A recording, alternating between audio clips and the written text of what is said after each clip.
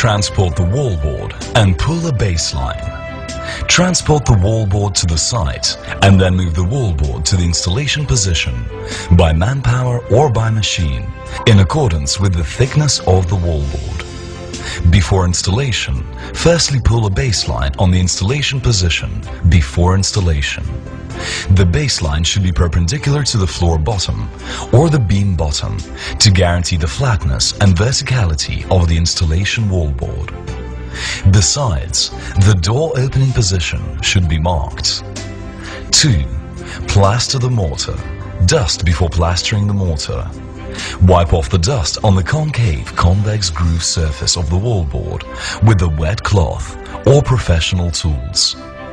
Humidify the groove with water and then plaster the professional caulking polymer mortar inside the groove of the installation wallboard and the floor baseline to smooth the wall space. 3. Install the wallboard. Move the wallboard to the installation position plastered with the mortar. Pry up the wallboard with a crowbar at the bottom. Make the wallboard be against to the adjacent one with strength to squeeze out the redundant polymer mortar from the joint. And then scrape off the mortar outside the wallboard, guaranteeing that the mortar fully fill up the joint between the two wallboards. 4. Saw the wallboard. The specification of a complete wallboard is 610 mm in width and 2,440 mm in length. If the end width or the height of one wallboard is insufficient to be a complete wallboard, the complementary board should be used. Cut out the width and the length of a complementary board needed with the portable cutting machine in accordance with requirements. Install the sawn wallboard into the right position and finally fix it with a wooden wedge temporarily. 5. Fixation. After installation and calibration, fix the wallboard with a wooden wedge temporarily in joints between the wallboard and the floor, at the bottom and on the top, two adjacent wallboards and upside down and downside of wallboards. The polymer mortar should be used to cohere. Besides, the Feta 6 or Feta 8 rebar with a length of 200 to 250 mm should be used for reinforcement treatment, namely inserting the rebar into the wallboard with a thickness of more than 100 mm. For the wallboard with a thickness of more than 125 mm, 2 bars of rebar should be inserted. 6. Calibration. When the wallboard is primarily assembled, a professional crowbar should be used to calibrate the wallboard and check the flatness and verticality with a straight 2M running rule.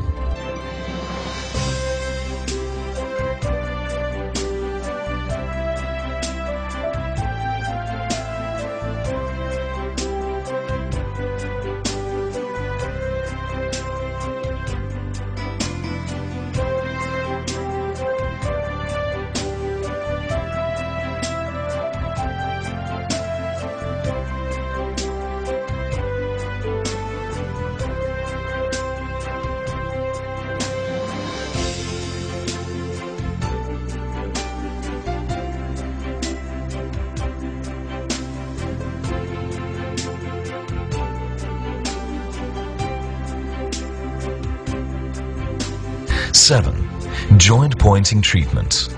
After installing the wallboard with jointing materials, the mortar outside the wallboard joint should be scraped off and point out the joint, which is generally 4 to 5 mm higher than the wallboard, to make the joint between wallboards more flat and firmer. 8. Mortar grouting. After 7 days of installation of the wallboard, start to fill up the upside and downside joints and the joint between wallboards of the well-maintained wall with professional polymer mortar and pull the original wood wedge and fill up with mortar. There are 2 points should be paid attention to. Firstly, fill up the wallboard joint with jointing materials evenly by the scraper. Secondly, the next process of joint pointing treatment can start only after 6 to 8 hours of completion of mortar materials. 9. Bury pipelines. When bury pipelines and switch socket boxes inside the wallboard, the water and electricity installation unit draw all positions of various grooves, boxes and cases of pipelines for strong and weak currents, and water supply and drainage, once on the wallboard in accordance with design requirements. While grooving, the size and the width of grooving should be designed firstly. Cut out the outline with a small portable cutting machine, and then chisel the wall by manpower lightly, strictly preventing from violent grooving.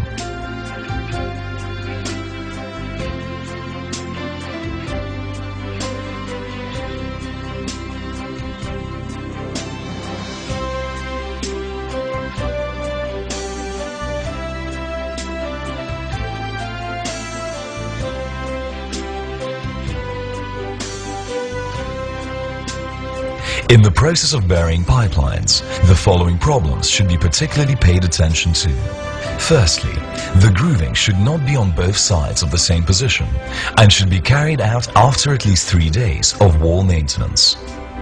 If the same position of two sides of the wall is equipped with pipelines, cases and switch boxes at the same time, a distance of more than 100 mm should be left on the horizontal direction or the vertical direction so as not to decrease the sound insulated capacity of the wall.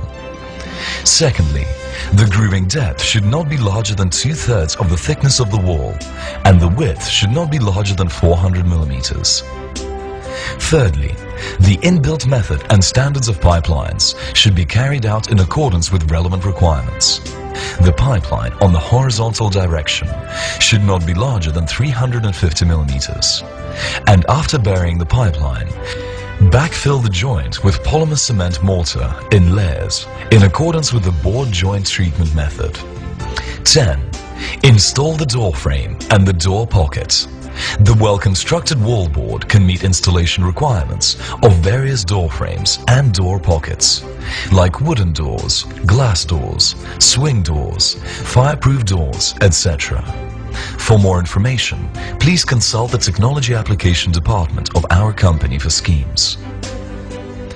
11. Joint anti-cracking tape sticking treatment.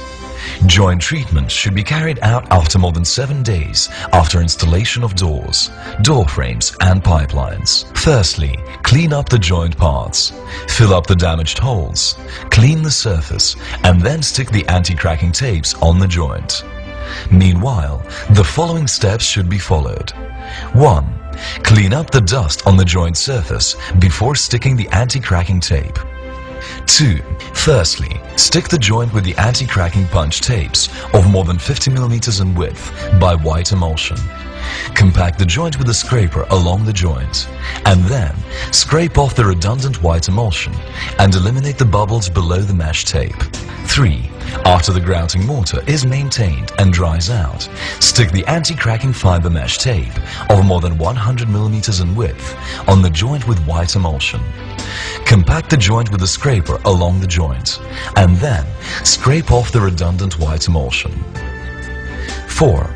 After the joint mesh tape, that is to say that the punch tape dries out totally, the surface decoration of the wall can be constructed in accordance with design requirements, like plastering the mortar. There are other problems that should be paid attention to. The joint treatment process should be constructed by plasters of the interior decoration unit. For punch tapes, products of good brands should be used. Before use, the tape should be soaked in water within 30 to 60 seconds. If the tape is not soaked in water, it can absorb water and produce bubbles. If the soak time is too long, the tape can be scraped easily. The soaked tape should be pulled one time with index finger and the middle finger so as to scrape off the redundant water.